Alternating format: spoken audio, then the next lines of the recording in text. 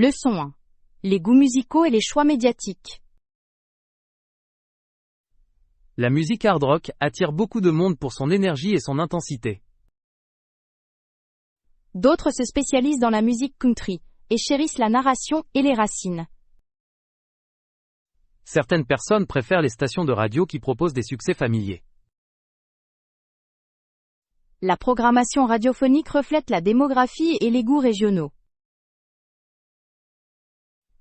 Les algorithmes des plateformes de streaming remettent-ils en cause le rôle local de la radio?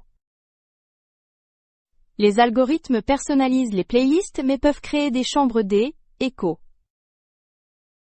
Les animateurs de radio sélectionnés continueront-ils à fournir un contexte humain et des commentaires? Les animateurs en direct proposent des actualités locales, des interviews et des réactions spontanées.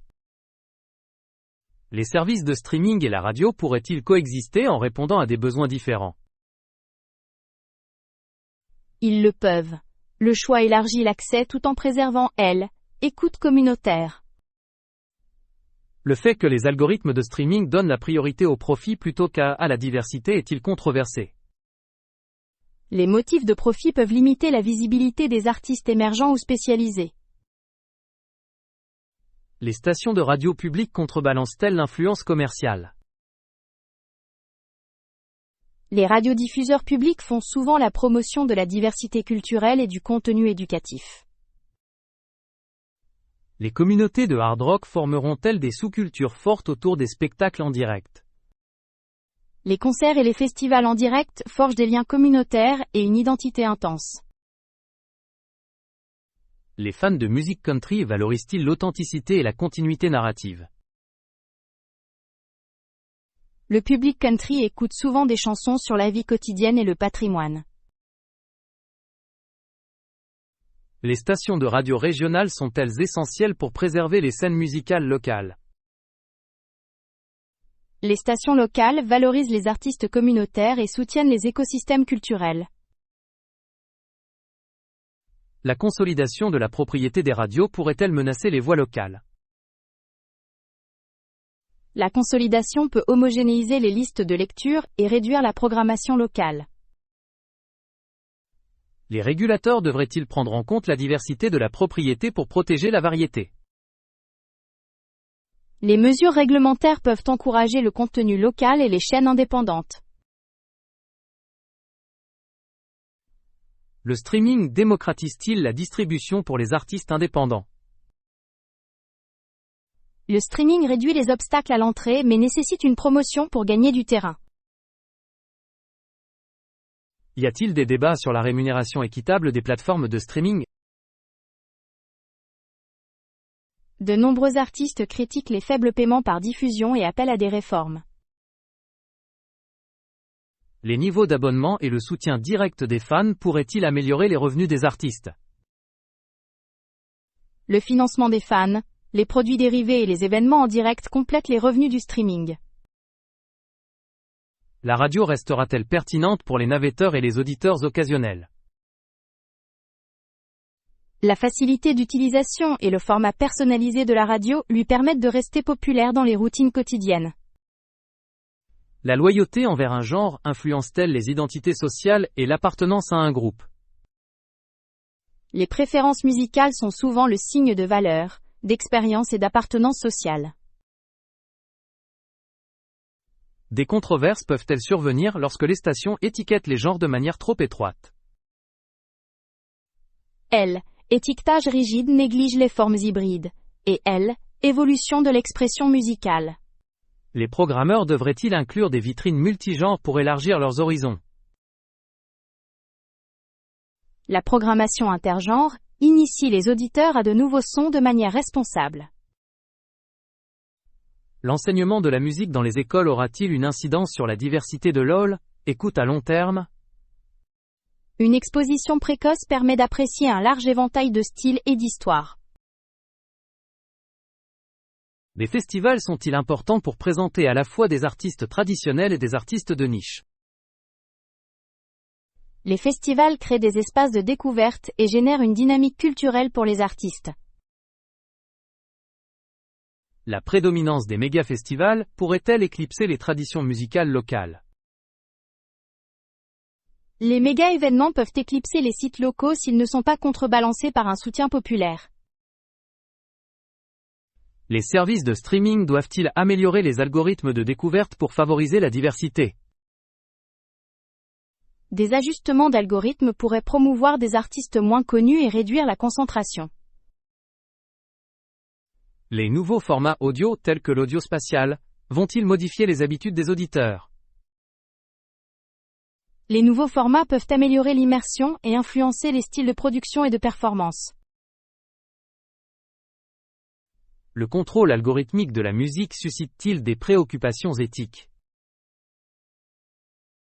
Le manque de transparence et de partialité des algorithmes soulève des questions de responsabilité. Les auditeurs devraient-ils être encouragés à soutenir directement les artistes lorsque cela est possible? Le soutien direct renforce la viabilité des artistes et favorise des relations significatives avec les fans. La radio et le streaming peuvent-ils collaborer dans le cadre de partenariats promotionnels?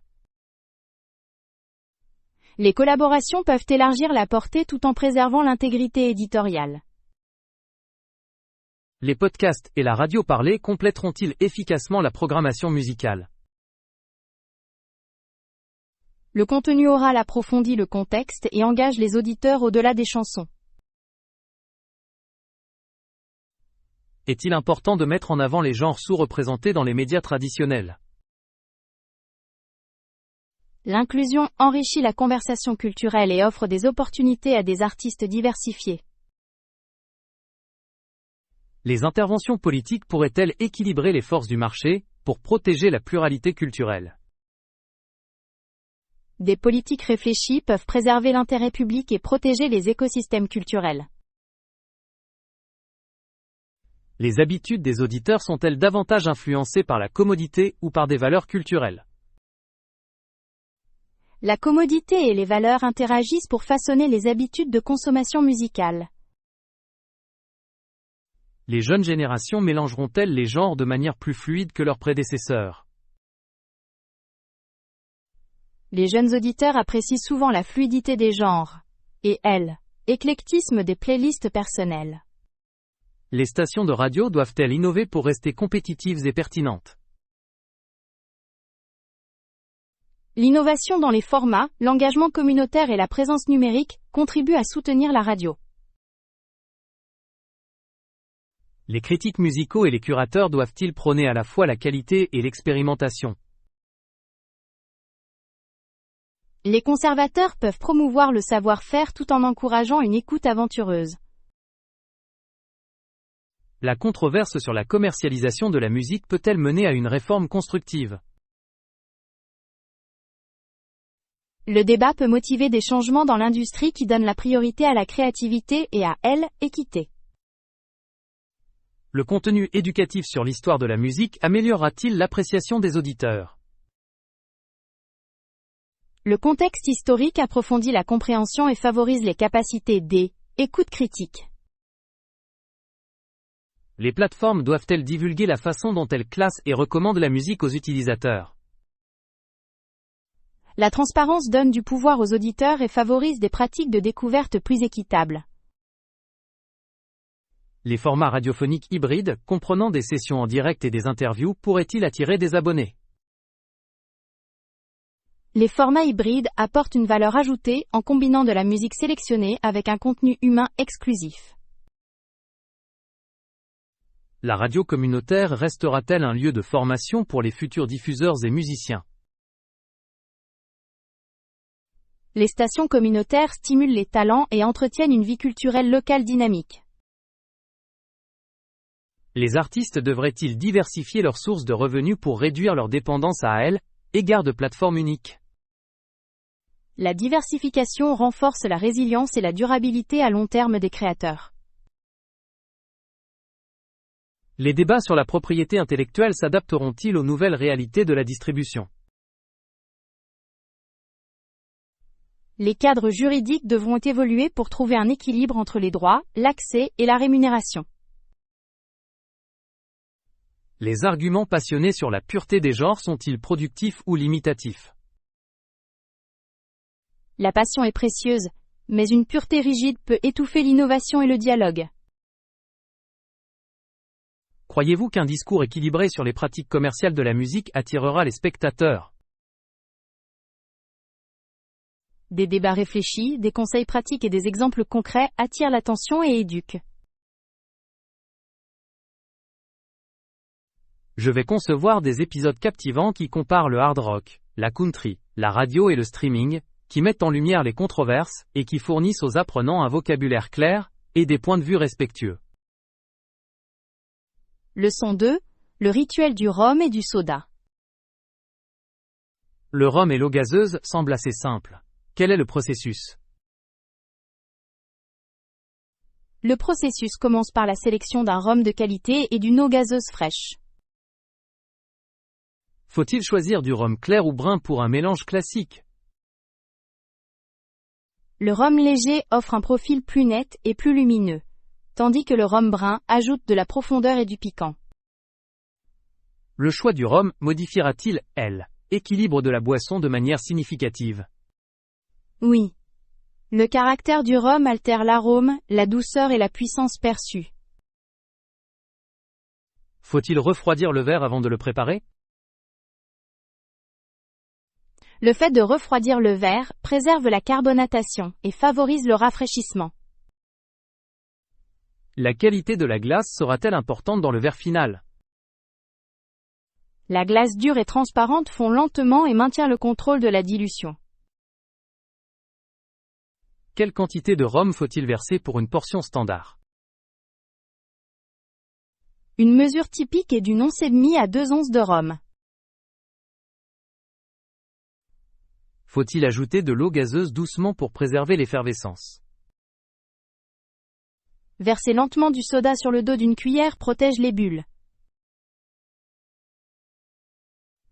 Est-il nécessaire de remuer après avoir combiné le rhum et le soda? Un léger brassage permet de répartir les saveurs sans aplatir la gazéification. Faut-il inclure les agrumes pour apporter une touche aromatique? Un zeste ou un quartier de citron vert illumine la boisson et équilibre la douceur.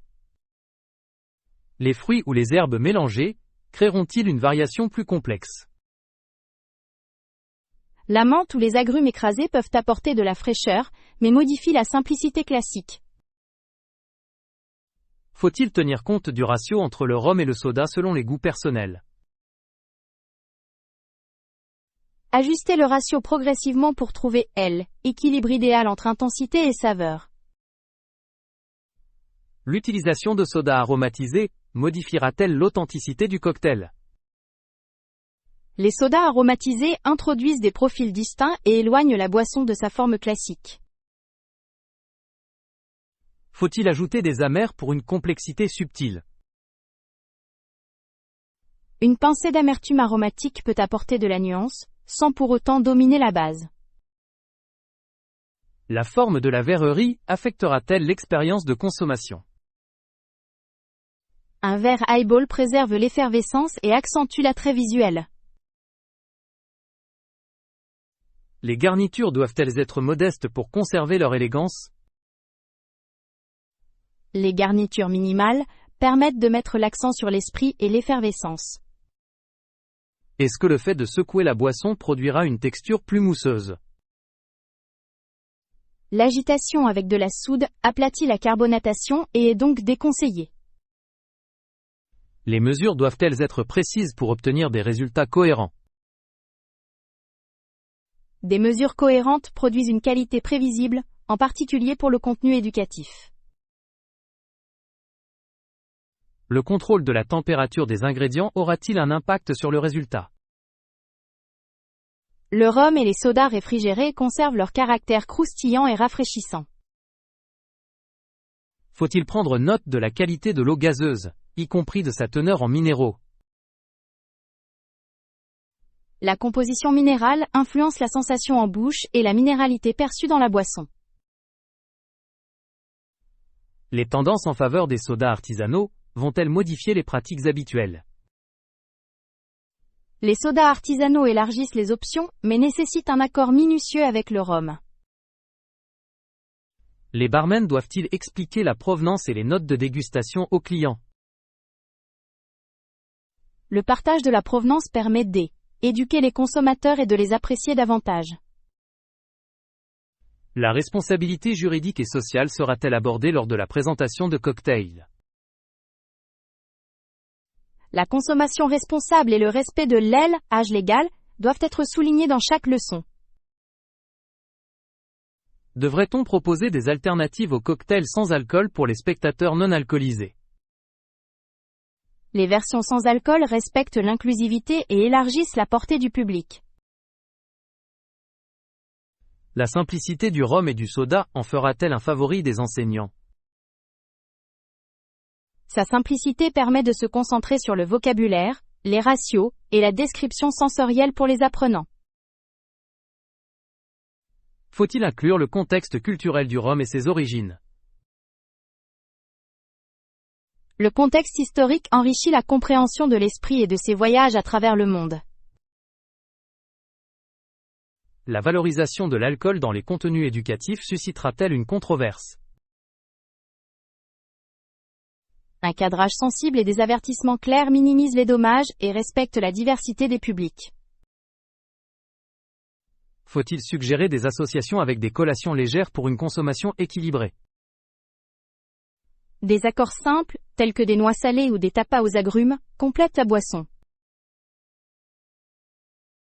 Les démonstrations comprendront-elles des séquences au ralenti, et des gros plans pour les apprenants visuels? Les techniques visuelles mobilisent les spectateurs et clarifient les étapes de préparation pour les apprenants de langue. La prononciation de termes clés tels que highball et muddle doit-elle être modélisée? La pratique de la prononciation favorise la rétention du vocabulaire et la confiance à l'oral. Les comparaisons avec des boissons similaires, comme le rhum et le cola, seront-elles instructives? Les comparaisons mettent en évidence les différences de goût et les perceptions sociales des mélanges. Le calendrier et le rythme de la démonstration doivent-ils être délibérés pour permettre à l'apprenant de bien le comprendre? Des étapes lentes et mesurées accompagnées de phrases courtes et claires favorisent la compréhension et la répétition.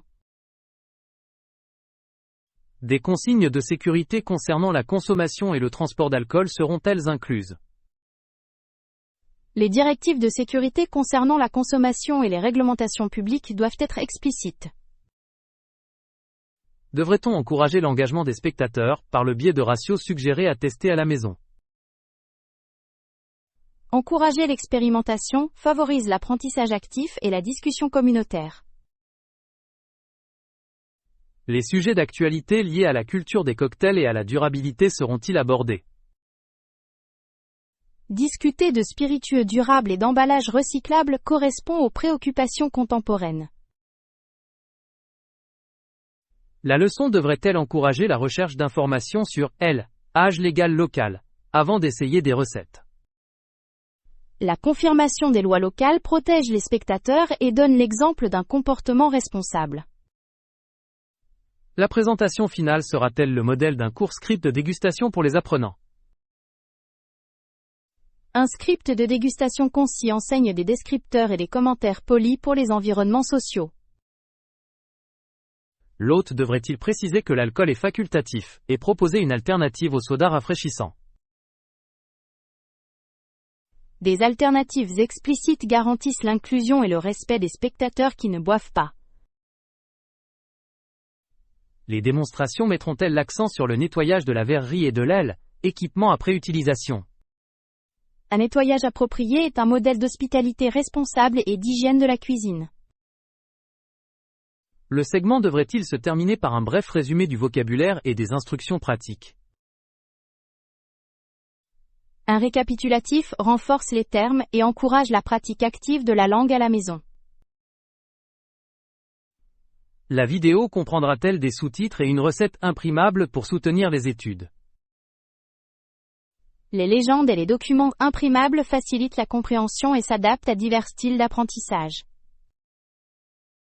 faut-il noter les controverses concernant la commercialisation de l'alcool auprès du jeune public? Répondre aux préoccupations en matière de marketing éthique fait preuve de responsabilité et de conscience critique. Les commentaires de la communauté seront-ils modérés afin de maintenir une discussion respectueuse sur l'alcool?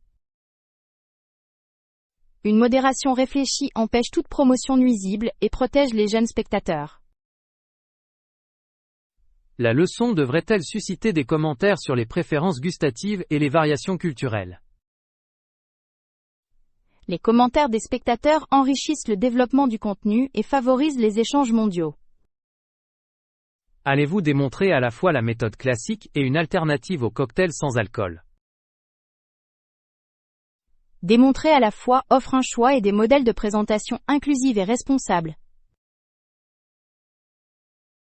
Je présenterai une démonstration claire et mesurée du rhum et du soda, expliquerai les variantes et les considérations de sécurité, et proposerai une version sans alcool pour un apprentissage inclusif.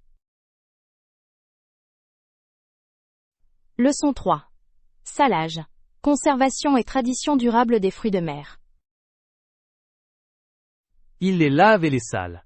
Les poissons salés sont ensuite entreposés dans des tonneaux de nos jours. Le salage du poisson est une ancienne méthode de conservation qui perdure. Pourquoi le salage est-il toujours utilisé dans les systèmes alimentaires modernes? Le salage réduit l'activité de l'eau et inhibe efficacement la croissance bactérienne. Les producteurs contemporains suivent-ils exactement les étapes traditionnelles? Beaucoup alliant tradition et pratiques modernes d'hygiène et de contrôle de la qualité. Comment les producteurs préparent-ils le poisson avant de le saler? Ils nettoient, vident et parfois mettent le poisson en filet pour assurer un salage uniforme.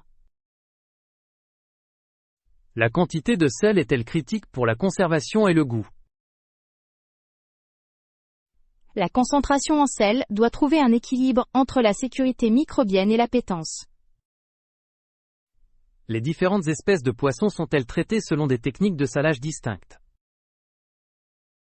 La texture et la teneur en huile des espèces varient, ce qui influe sur le temps et la méthode de salage. Le stockage en baril restera-t-il pratique pour les opérations à grande échelle? Les barils persistent pour les produits artisanaux et culturels, tandis que les réservoirs industriels augmentent la production. Le stockage en barrique influence-t-il la saveur en raison d'une maturation lente? Le vieillissement en barrique permet de concentrer les arômes et de développer des textures souhaitables au fil du temps. Les producteurs doivent-ils surveiller l'humidité et la température dans les zones de stockage? Les environnements contrôlés empêchent la détérioration et garantissent une qualité constante. Les aliments riches en sodium et la santé publique suscitent-ils des controverses? Un apport excessif en sodium présente des risques cardiovasculaires et justifie une consommation informée. La popularité du poisson salé pourrait-elle entrer en conflit avec les recommandations nutritionnelles? Équilibre entre tradition et éducation sanitaire, aide les consommateurs à faire des choix éclairés. Étiquetage et les recommandations relatives aux portions atténueront-ils les problèmes de santé? Un étiquetage clair et des suggestions de services favorisent des habitudes de consommation plus saines. Les impacts environnementaux de la pêche sont-ils pertinents pour la production de poissons salés? L'approvisionnement durable est essentiel pour prévenir la surpêche et les dommages à l'habitat. Les producteurs devraient-ils utiliser des produits de pêche certifiés durables dans la mesure du possible? Les certifications et la traçabilité renforcent la responsabilité écologique et la confiance des consommateurs. Les petites communautés dépendent-elles du poisson salé pour leur identité culturelle et leur économie? De nombreuses communautés côtières dépendent de pratiques de préservation pour leurs moyens de subsistance et leur patrimoine. L'industrialisation menacera-t-elle les traditions artisanales de salaison? Les pressions industrielles peuvent marginaliser les traditions, mais certaines s'adaptent et trouvent des marchés de niche. La renaissance des méthodes artisanales pourrait-elle devenir un mouvement gastronomique tendance? L'intérêt culinaire pour les aliments traditionnels crée souvent une demande pour une production authentique. Y a-t-il des débats éthiques sur les conditions de travail dans le secteur de la transformation du poisson? Les conditions de travail et les salaires équitables sont des préoccupations importantes qui nécessitent une surveillance. Les consommateurs doivent-ils prendre en compte leurs responsabilités sociales lorsqu'ils achètent du poisson salé? La consommation éthique comprend, elle, évaluation des normes environnementales et du travail. Les avancées technologiques réduiront-elles la consommation de sel tout en préservant la sécurité? Des innovations telles que le traitement à haute pression peuvent réduire les besoins en sel et maintenir la sécurité. Les produits à teneur réduite en sodium pourraient-ils modifier les attentes traditionnelles en matière de saveur? L'adaptation des recettes peut modifier les profils gustatifs, suscitant des réactions mitigées chez les consommateurs. Le contenu pédagogique doit-il expliquer à la fois la technique et le contexte sanitaire? Une éducation équilibrée contribue à la fois à l'appréciation culinaire et à la sensibilisation à la santé publique. Les innovations en matière d'emballage prolongeront-elles la durée de conservation sans compromettre la tradition? Un emballage amélioré peut protéger la qualité et réduire les déchets tout en respectant la technique. Existe-t-il des normes légales pour le séchage et le stockage du sel dans différents pays? Les réglementations varient et visent à garantir la sécurité alimentaire et un étiquetage précis pour les consommateurs. Les petits producteurs devraient-ils bénéficier d'une aide pour satisfaire aux exigences réglementaires? L'assistance technique aide les artisans à se conformer à la loi et à accéder à des marchés plus larges. Le poisson salé figurera-t-il dans les émissions culinaires et les contenus de voyage les plus populaires? Les histoires visuelles et riches en sens sur les aliments traditionnels suscitent souvent un large intérêt. Les représentations sensationnelles risqueraient-elles de déformer la signification culturelle? Une narration respectueuse doit éviter l'exotisme et présenter le contexte avec soin. Les créateurs devraient-ils inclure des recettes et des suggestions de services pour le poisson salé? Des recettes pratiques aident les spectateurs à apprécier les saveurs et à intégrer les produits de manière responsable. Les démonstrations de pratiques sécuritaires de guérison à domicile seront-elles controversées? Le séchage à domicile comporte des risques pour la sécurité. Des avertissements clairs et des directives strictes sont nécessaires. Le contenu doit-il mettre en avant les alternatives durables et la modération de la consommation? Promouvoir la modération et la durabilité permet d'associer plaisir culinaire et responsabilité. Les fonctionnalités de traçabilité et les codes QR renforceront-ils la confiance des consommateurs? La traçabilité fournit la provenance, favorise la confiance et permet de faire des choix éclairés. Existe-t-il des rituels culturels associés au processus de salage et de conservation? De nombreuses communautés observent des rites et des habitudes saisonnières liées aux activités de préservation. Ces rituels devraient-ils être documentés de manière respectueuse pour le contenu éducatif? Une documentation respectueuse préserve le patrimoine et honore l'appropriation communautaire des pratiques. La demande du marché pour le poisson salé restera-t-elle stable, ou fluctuera-t-elle en fonction des tendances sanitaires? La demande répond aux tendances culinaires, aux conseils sanitaires et aux efforts de revitalisation culturelle. La cuisine fusion pourrait-elle intégrer du poisson salé dans des recettes inédites et très en vogue? Les chefs créatifs allient souvent tradition et innovation pour créer des plats tendances. Y a-t-il matière à controverse lorsque les tendances culinaires rencontrent des préoccupations en matière de durabilité et de santé? Des controverses apparaissent mais peuvent mener à un dialogue constructif et à de meilleures pratiques. Les vidéos éducatives devraient-elles inclure de courtes listes de vocabulaire sur les techniques de séchage? Les listes de vocabulaire aident les apprenants de langue à comprendre les termes et les contextes techniques. Les démonstrations comparatives de méthodes traditionnelles et modernes attireront-elles les spectateurs?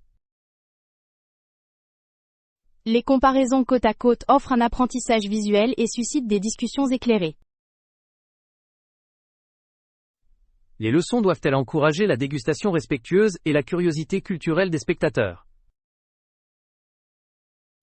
Une dégustation respectueuse favorise l'appréciation sans appropriation ni manque de respect. La mise en valeur des voix communautaires ajoutera-t-elle de l'authenticité et une profondeur éthique? L'inclusion de producteurs locaux et d'anciens garantit l'authenticité et met à l'honneur le savoir-faire. Les créateurs de contenu doivent-ils fournir des ressources pour des options d'achat durables? Établissement de liens vers des fournisseurs certifiés et des ressources pédagogiques favorise une consommation responsable. Le thème du poisson salé continuera-t-il de susciter des contenus éducatifs tendances? Avec un cadrage réfléchi, il peut rester à la fois riche sur le plan culturel et largement engageant. Je présenterai le processus, mettrai l'accent sur la sécurité et la durabilité, et honorerai les traditions culturelles tout en informant et en impliquant les apprenants. Leçon 4. Les nouvelles trouvailles et les bonnes manières d'acheter. En solde et avait l'air vraiment frais. Parfait. Je vais l'ajouter à mes achats. Les produits frais en vente rendent les repas planifiés plus abordables. Quels articles ont attiré votre attention en premier sur le marché? Les tomates étaient éclatantes et parfumées, signe de maturité. Les avez-vous inspectées pour vérifier leur fermeté et leurs imperfections? J'ai vérifié s'il n'y avait pas de points faibles ni de fissures. Allez-vous associer ces tomates à d'autres légumes de saison? Les accords de saison offrent souvent une meilleure saveur et un coût moindre. Devons-nous donner la priorité aux produits dont l'origine et les étiquettes sont claires?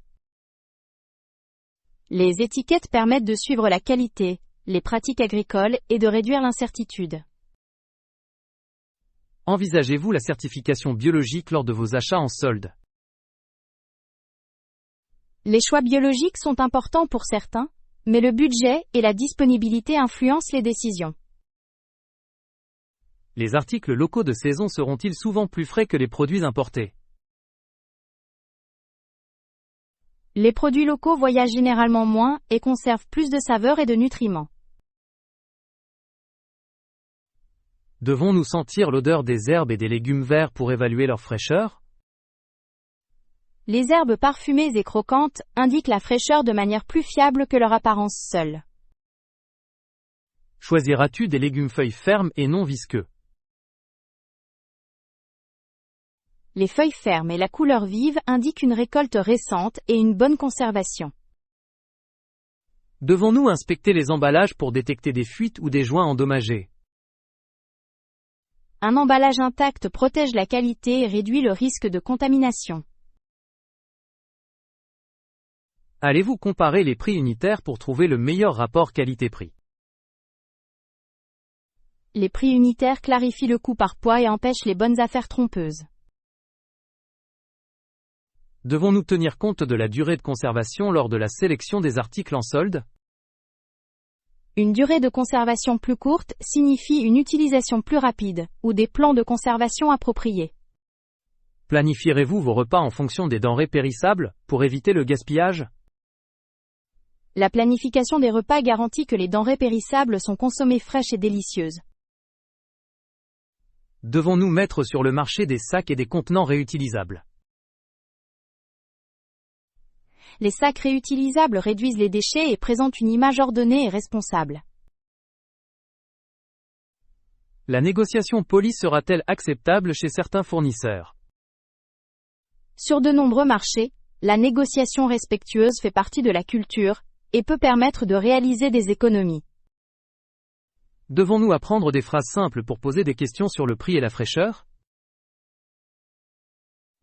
Des phrases telles que « Est-ce que c'est frais ?» et « Est-ce local ?» faciliter une communication claire.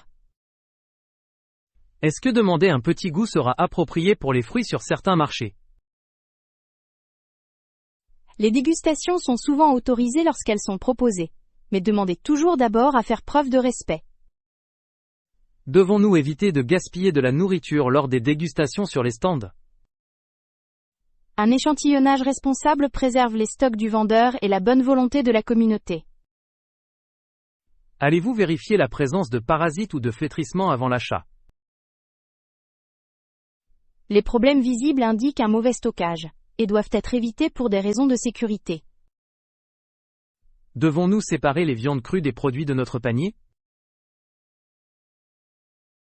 La séparation des articles empêche la contamination croisée et préserve la sécurité alimentaire. Les articles soumis à la chaîne du froid devront-ils être acheminés rapidement vers le centre de réfrigération? Les denrées froides périssables doivent être réfrigérées rapidement pour éviter leur détérioration. Devons-nous envisager des alternatives surgelées lorsque les options fraîches sont rares? Les produits surgelés peuvent conserver les nutriments et réduire les déchets lorsqu'ils ne sont pas disponibles frais. La lecture des dates de péremption sur les produits emballés évitera-t-elle les surprises? Les dates permettent de planifier la consommation. Et d. Éviter l'achat accidentel d'articles sur le point de péremption. Devons-nous soutenir les petits producteurs locaux lorsque cela est possible? Soutenir les habitants renforce la communauté et peut garantir la traçabilité. Allez-vous préparer une liste avant de faire vos achats pour éviter les achats impulsifs? Une liste concentre les choix, contrôle le budget, et réduit le temps passé à naviguer. Devons-nous fixer un budget modeste pour les friandises ou les produits gourmands? Une petite gâterie peut améliorer les repas tout en maîtrisant les dépenses globales. Les promotions de prix seront-elles toujours synonymes d'un meilleur rapport qualité-prix? Les promotions nécessitent une comparaison minutieuse. Une remise élevée sur des produits hors de prix peut ne pas être une bonne affaire. Devons-nous vérifier l'absence de contusion sous l'emballage en appuyant doucement? Une légère pression peut révéler des bleus cachés sans endommager l'article. L'abondance saisonnière aura-t-elle une incidence sur les futurs plans de cuisson et méthodes de conservation? Abondance invite à la mise en conserve, à la congélation, et à des recettes créatives pour en prolonger l'utilisation. Devons-nous envisager l'agriculture soutenue par la communauté ou des boîtes d'abonnement? Les programmes de la CSA proposent des produits de saison fiables et soutiennent directement les fermes locales. L'apprentissage des techniques de conservation des aliments permettra-t-il de réduire le gaspillage et d'économiser de l'argent? Les techniques de conservation prolongent la fraîcheur et encouragent la planification créative des repas. Devons-nous nous renseigner sur les limites promotionnelles ou les restrictions de quantité lors du paiement? Connaître les limites permet d'éviter les déceptions et de respecter les politiques des fournisseurs. Vérifierons-nous notre reçu pour vérifier les prix de vente et les remises?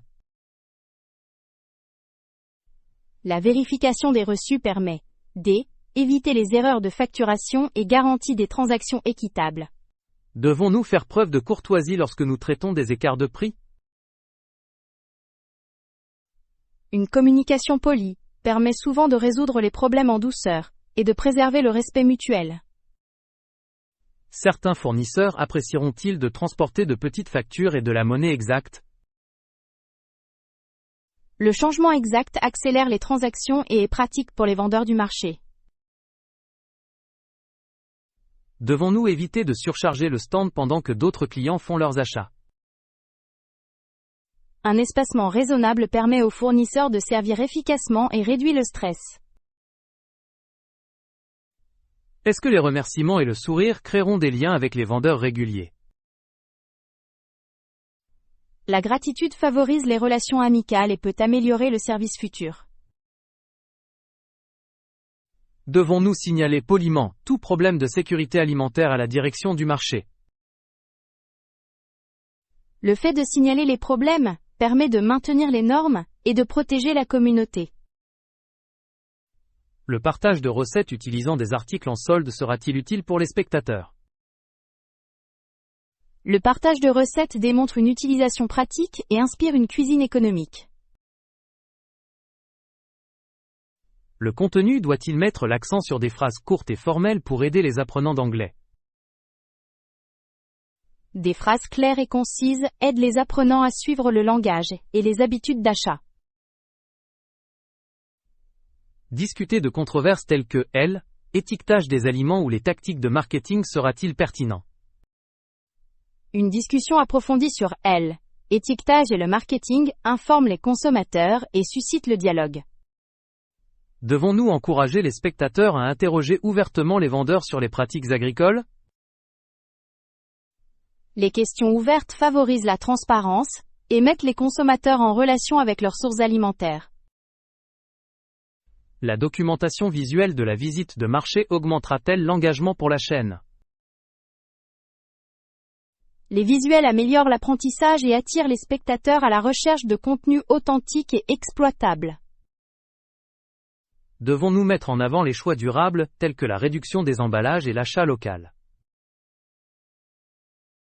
Mettre l'accent sur la durabilité éduque les spectateurs et leur donne l'exemple d'habitudes responsables. Prévoyons-nous de cuisiner avec ces trouvailles fraîches et de les démontrer étape par étape? Les démonstrations culinaires transforment les ingrédients en opportunités d'apprentissage et en résultats savoureux. J'ajouterai l'article frais en solde à ma liste, j'achèterai de manière responsable et je préparerai une démonstration de recettes claires et attrayantes pour nos spectateurs.